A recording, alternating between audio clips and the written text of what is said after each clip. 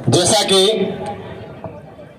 आज हम यहाँ पर मन्नारे जगदीश भाई पांडुर की जो 33वीं जन्म जयंती मनाने के लिए यहाँ पर उपस्थित हुए हैं, तो जगदीश भाई मन्नारे जगदीश भाई और साथ में जो हमारे पुरखे विराजमान हैं, उन सभी को आभार प्रकट करते हुए आप सभी का भी मैं जोहार अभिनंदन करता हूं।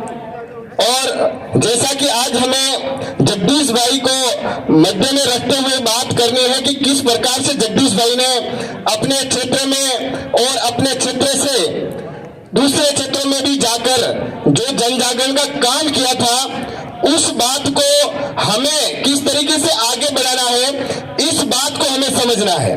तो जहां तक मैं समझता हूं, कई साथी अभी उठकर भी चले गए हैं और कई साथी अभी भी बैठे हैं, तो हमें जहां तक जो आवाज सुनाई दे रही है, आप सभी को संगठित होकर ही काम करना पड़ेगा। अगर हम तितर बितर होकर काम करने जाएंगे तो हमारा जो काम है वो सही ढंग से नहीं हो पाएगा।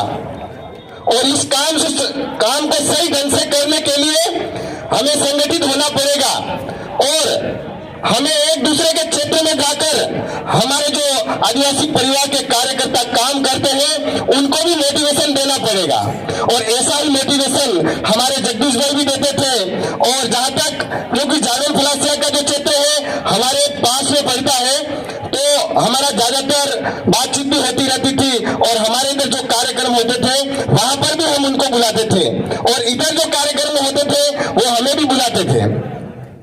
और जब ये घटना हुई, उस घटना से 2 दिन पहले हमारे यहाँ कार्यक्रम हुआ था, तो उस कार्यक्रम में जगदीश भाई भी आए थे और हमारे वहां के साथी जो थे उनके घर वहां पर खाना खाया था और रात को 8-9 बजे निकल रहे थे, तो मेरे को फोन किया। हमारा गांव बीच में ही पड़ता है, तो मैंने कहा दादा रुक जाओ और सुबह निकल जाना, रात का समय है तो आपको नहीं निकलना है, थोड़ा इलाका भी अपना ही है लेकिन रात को खतरा रहता है।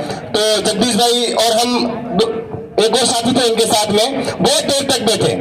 फिर उन्होंने कहा कि कल या परसों में और भी काम है समाज का ही अपना, तो उसके लिए जाना है, इसलिए हमें अभी निकलना पड़ेगा, क्योंकि सुबह निकलेंगे तो फिर वापस से आगे का काम में लेट हो जाएंगे।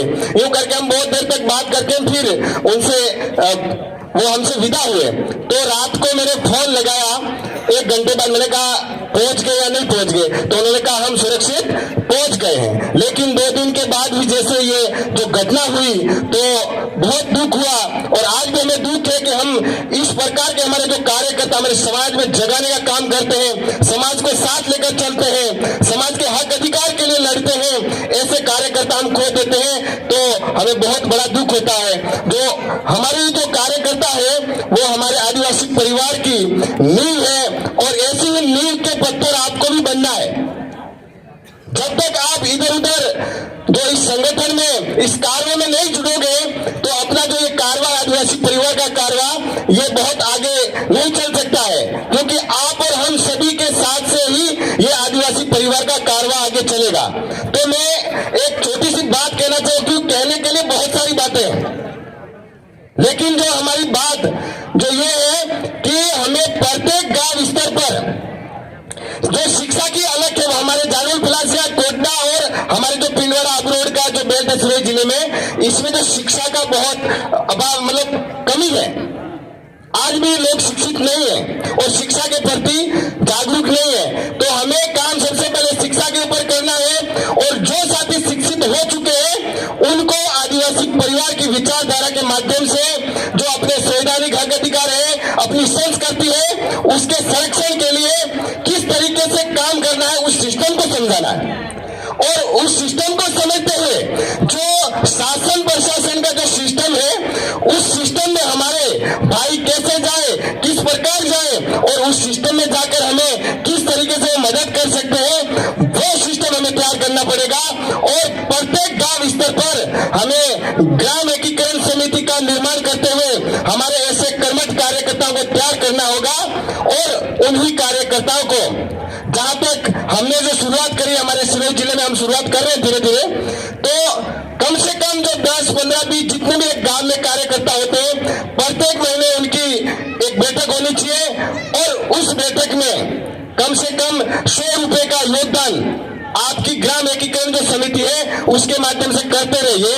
तो आने वाले 5 साल में आप जो समाज के लिए कुछ कोचिंग सेंटर खोल सकते हैं, लाइब्रेरी खोल सकते हैं, आपके समाज का भवन बना सकते हैं और उसमें आप जो भी आपके काम है वो कर सकते हैं। आने वाली पीढ़ी को बढ़िया शिक्षा देके इस शासन प्रशासन में अपने जो आने वाली पीढ़ी के जो युवा है उनको दे सकते हैं। तो इस बात को गांठ बांध कर जाना और इसके ऊपर अमल करना। बात बहुत सारी है और भी साथी हमारे हैं, यहाँ पर एमएलए साहब भी हैं उमेश जी, तो वो भी बताएंगे।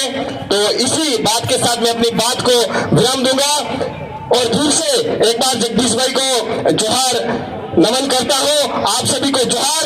जय आदिवासी, जय बिल प्रदेश, जय भारत।